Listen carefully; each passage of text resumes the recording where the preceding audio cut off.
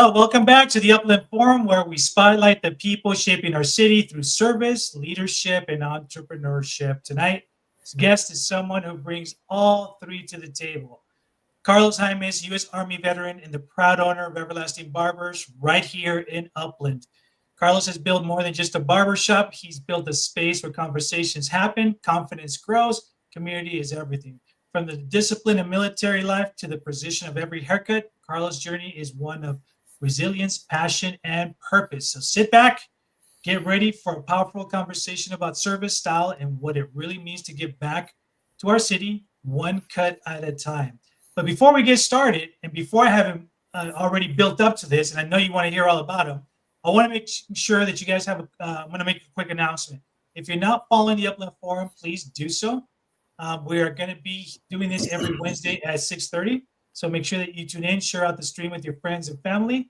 Also, we are going to be doing some additional city news as well too. And as a matter of fact, tomorrow, if you are open for lunch, why don't you join me and the rest of the phenomenal men and women of Upland Police Department and other law enforcement agencies to come out to Ponzarello's over on 16th and Mountain. We're all going to do a lunch mob.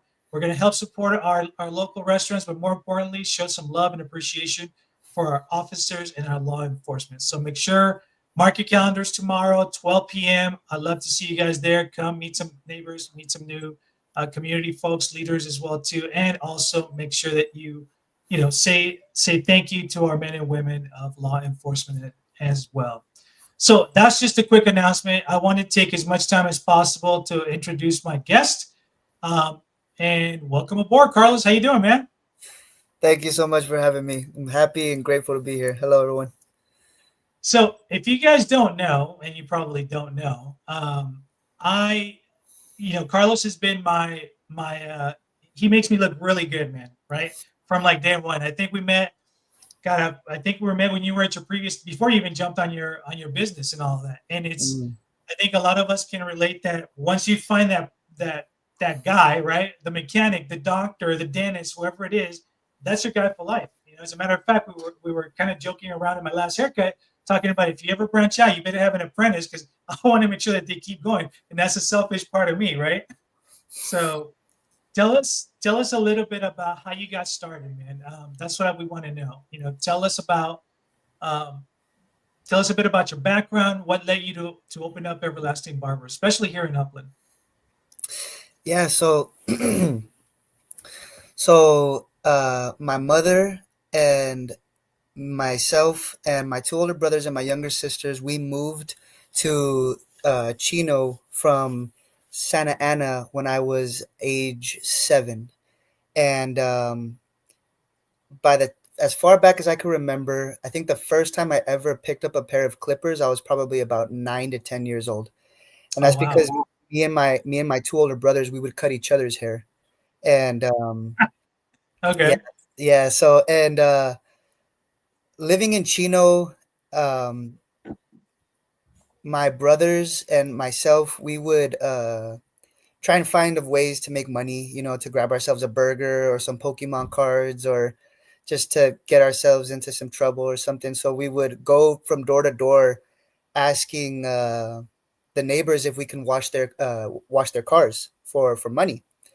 And so me and my brothers would do that. I was about 10, 11, going to age 14.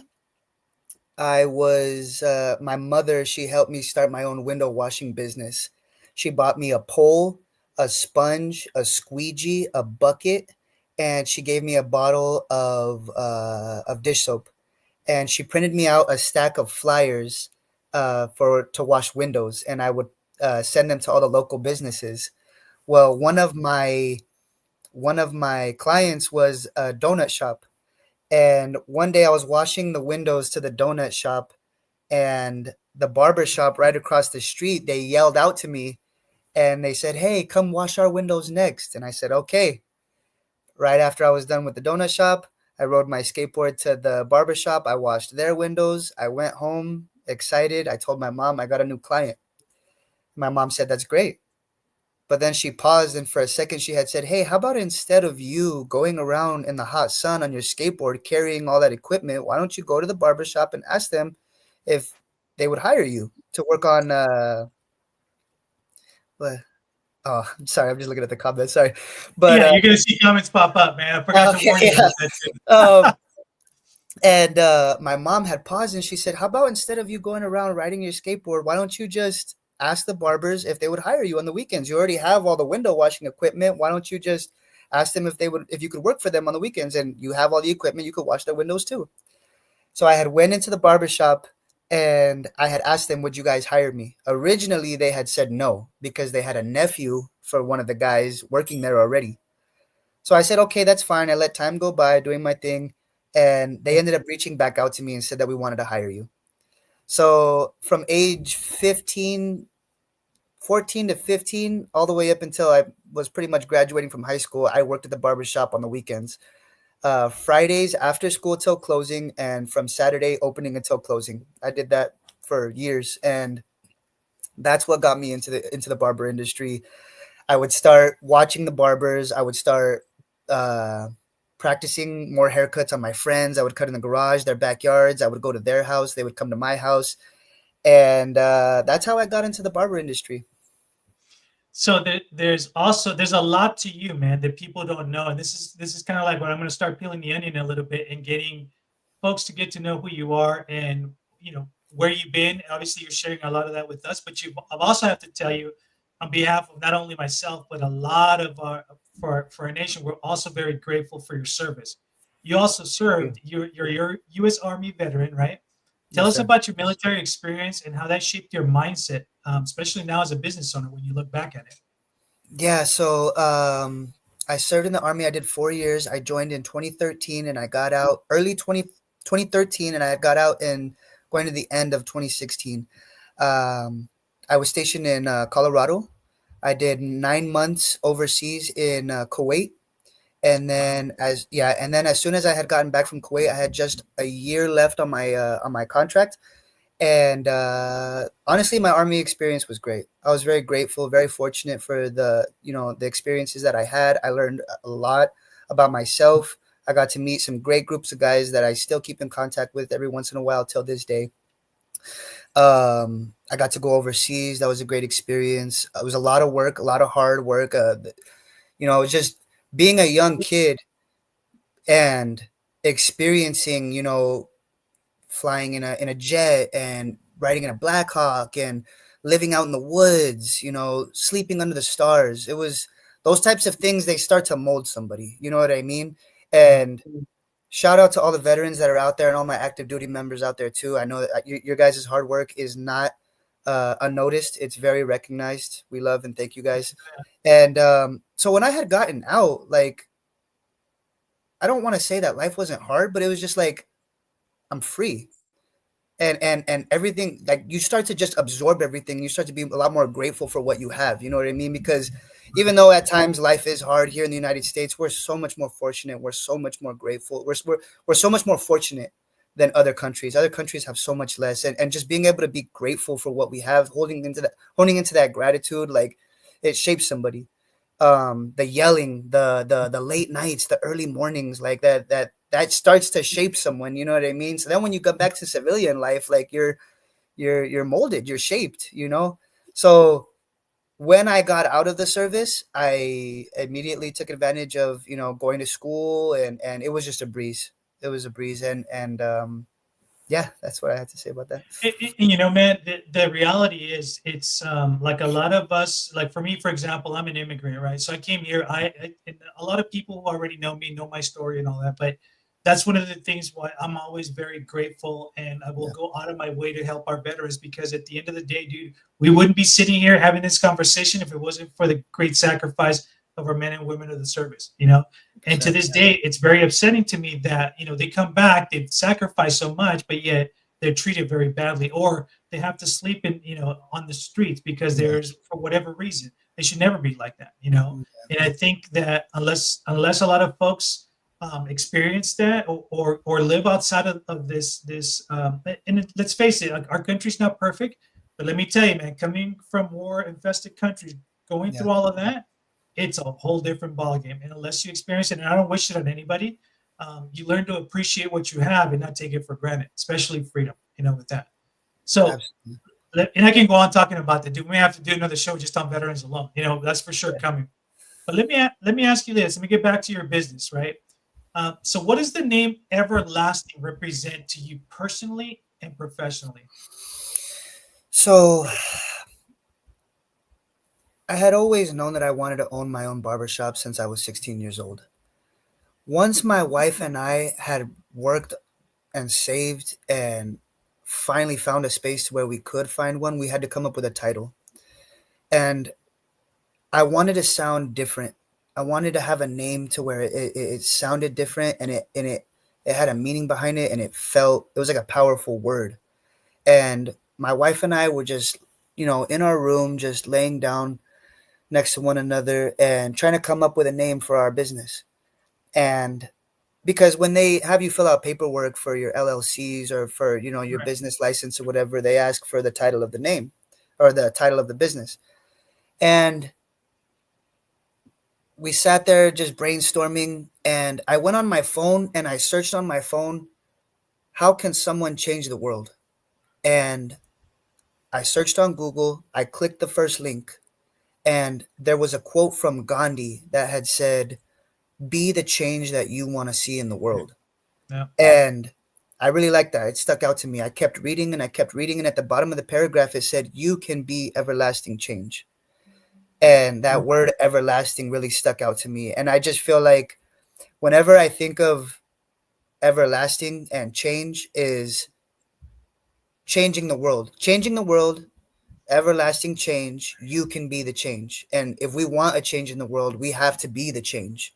Right? Right. So once we have things right within ourselves, once we change our motives, our intentions, the way that we see things and the way that we see others, then we can change the world. And that's what everlasting means to me, is being everlasting change, and basically just looking out for one another, and being motivational, being inspirational, positive influence on one another. Those little impacts, those little things that it they always say, like, even if it's just one, if you make one change or one impact in someone's life, then that could potentially change or impact others.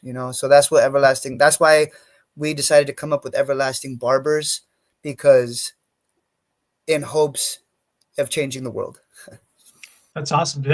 That's a great story. Now, I've always liked, for me, when I look at businesses, especially folks that are starting out, it fascinates me how they come up with logos. It fascinates me how they come up with names, right? Because there's always a great story behind it. And you just shared exactly where that comes from. So that adds even more meaning, not only to your business, but who you are and your vision as a person as well too. Mhm.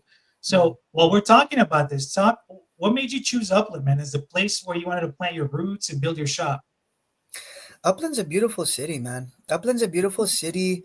Um, I've worked in Upland in the past. I've worked in Upland, Rancho, Chino Hills, and then back in Upland. And I don't know. I just feel like the energy is positive. You know what I mean? Everything's close by. Um, I've worked in Upland for quite some time. I was able to build my clientele enough in Upland, and you got Upland has great events, community events in downtown. You know what I mean? Those are the Lemon Festival, the Halloween events, all the things that they have in downtown. So And you always um, have a booth there too, right? Yeah. yeah, yeah. So yeah, I mean, just we wanted to have we wanted to have a space where we're kind of rooted, and that was kind of like the area that we chose for mostly. Yeah. So I know that there's a lot of folks that, everybody can go to a salon, they can go this, they can go there, right? Get a haircut, whatever. What do you think makes a great barbershop experience beyond just a cut? I have my own personal feelings on it because I've experienced what you go through, but I want to hear it from you also. Man, this is a deep one for me because the barbershop was so influential in my life that it's not just one answer, it's multiple answers for me. It's the smell of the astringent, the aftershave, or the sprays that they use to disinfect their tools, or the products that they put in their hair. Just um I think that, like, for myself, the barbershop is one of the most traditional trades and spaces that were created for men to be able to go and to get away from their stresses, to be able to network with one another, to be able to feel safe, to feel better about themselves. To, there's nothing like a man just getting off a long day of work or waking up early in the morning and getting out of the house and going to get a nice haircut, and for me, that's what the barbershop was. It was a place where I felt safe. It was a place where I felt inspired, motivated. I see, and majority of the times when I see guys going in there, they're happy. They're happy, and just being able to have that space for a community to be able to kind of just step away from the stressors of reality or just whatever's going on in their personal lives or at work or whatever, and just being able to have a space where young men and older men and just can go in and feel better about themselves, for the birthdays, for weddings, for meetings. It's just, you name it, it's just always been that place where men can feel inspired, can feel motivated, can feel safe and appreciated and valued. And that's what the barbershop has always mean to me, and that's why we have the slogan here. It's more than just a cut. Everlasting Barbers has our slogan, and our slogan is here. It's more than just a cut, because for me, it was always more than just a haircut. There, it was a safe place. It was a place where I felt important and mattered, and that's where I feel like a lot of men go for to the barbershop as well. It's not just for the haircut. The haircut is just half of it. You know what I mean? The other half is the community, is one another, is communication, is just all the above. What's also cool, man. I think since I started going to you as well, and I've gone through a lot of barbers and stuff, and like I said, once you find that one, that's like the one for life, right? It's like you find a great artist, you're gonna follow them no matter what. Before I keep going, too, folks, I'm also below. You can follow them on Instagram at everlasting.barbers. So make sure you are following them. Share the word. Also, before I forget, they are also located on Benson and 9th Street, correct? Yes, sir. All right, and then we'll talk about the address here in a moment. But I also want to share, man, like the experience you're talking about. It's also like a rite of passage too when you have kids, right? So I remember taking my boy young there too, and so now my boy's all grown up, and now he's going on his own, and he's got his own relationship with you. Like I don't even have to call or set up the appointment. Like he's on his own, dude, and that's Yeah. and kids will go where their friends go and all of that, but he's seen the fact of just uh, you really bring that what's the for youngsters, you bring that mentorship. Like when you talk to them, you don't look down at a kid because he's a kid. You talk to them, you bring up their spirits, and that's what I want to talk to you next about too. Is how you built this culture inside of your shop that supports mentorship and community, because that's the other part. Not only do you mentorship kids, but you also have this passion for helping our community. Dude, I want you to talk about that.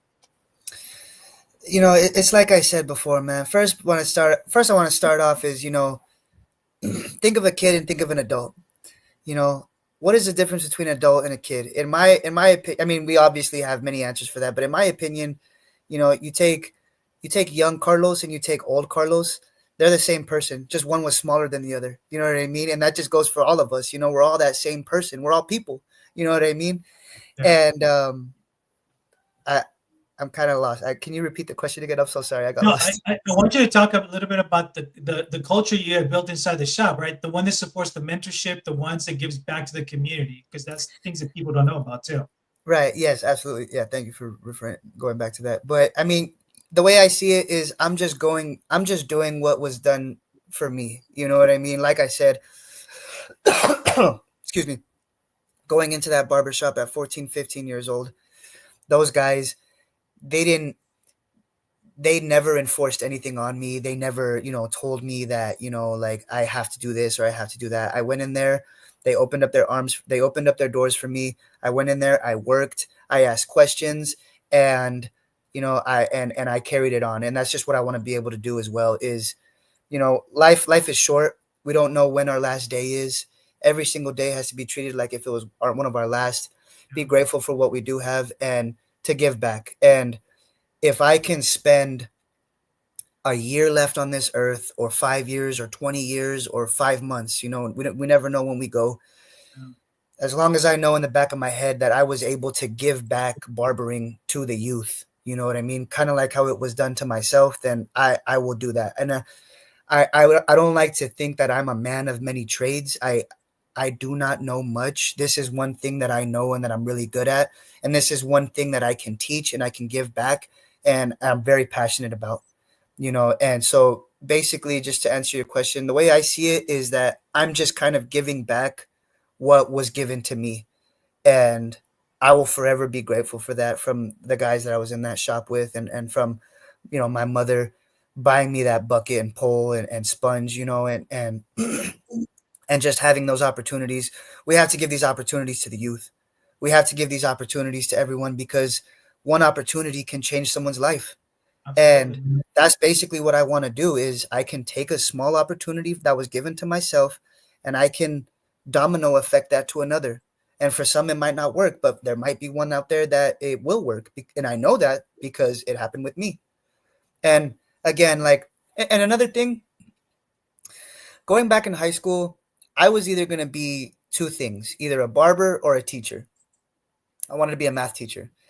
Believe it or not, I was good at math at one point, but I like to teach. So knowing what I know, receiving what was given to me, the opportunities and the doors that were open for myself, I want to be able to give those back because I'm passionate about what I do. I love what I do, and I love to teach. So, and that's just what I want Everlasting Barbers to be known for, is to just being able to open up those opportunities, positive influence, positive, education, and just, the whole nine. So, dude, we could talk here for hours, man. But I know Yeah. I'm at the tail end of the show. But tell folks where they can reach you. Where's your location? Okay. Yeah. So, we're Everlasting Barbers, and we're located off of Benson and Ninth Street. It's the address is 180 North Benson Avenue, Suite D, in Upland. Risen Bakery is right across the street from us. Our Instagram is at everlasting.barbers. You can call or make an appointment, and yeah. And one quick thing too that I want folks to know too, you're just your average barber, dude. You also do a lot of things that are old school. And I want to quickly just give you a shout out with that. So you do the old school blade. I think my Mhm. next haircut, I'm going to schedule for you to do my beard old school style, which Yeah. is very rare nowadays too. Yeah. So get ready for that, folks. I'm going to set up a video on that because I want you guys to see the full experience of what it's like to go into Everlasting Barbers. Hey, man, any last parting words? I just want to say, shout out to Carlos Garcia. Carlos, you've been my client for a few years now, and I really appreciate everything that you've done for us, and what you're doing for the community.